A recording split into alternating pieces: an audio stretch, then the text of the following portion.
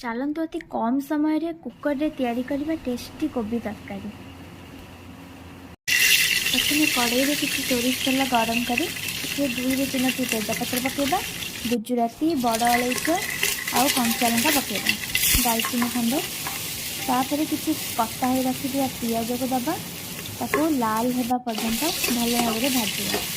किसी समय भाजला टमाटर पकेबा लंबा लंबा काटिकी टमाटर को अल्प भाजिकी हलदी गुंड पकेबा। हलदी गुंड पकईकि भल भाव में गोलई दबा से सबको एमती भल भाव में गोलई हो किसी समय पर बाटिक रखी पियाज दबा। पियाज को गंध जावा पर्यंत टे कषिदबा। किसी समय कषिला अदा रसुण पेस्ट पकेबा।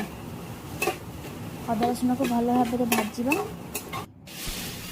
किसी समय पर से काश्मीरी लंका गुंड आउ राग लंका गुंड गोटे गोटे चामच पकेबा। निजे जैसे राग खाई पारे से हिसाब से पकेबा।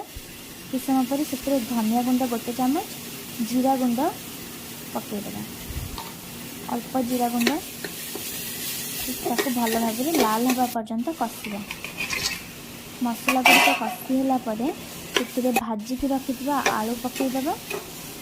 आलू को भल भाव में मसला सहित मिसईक गोलईदबा। भल भाव में गोलैबा। आलू को टे कषिदबा।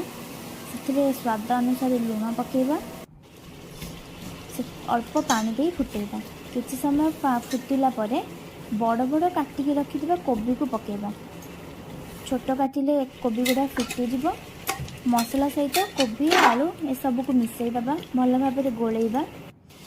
टिके कषिदेला से गरम पानी देबा।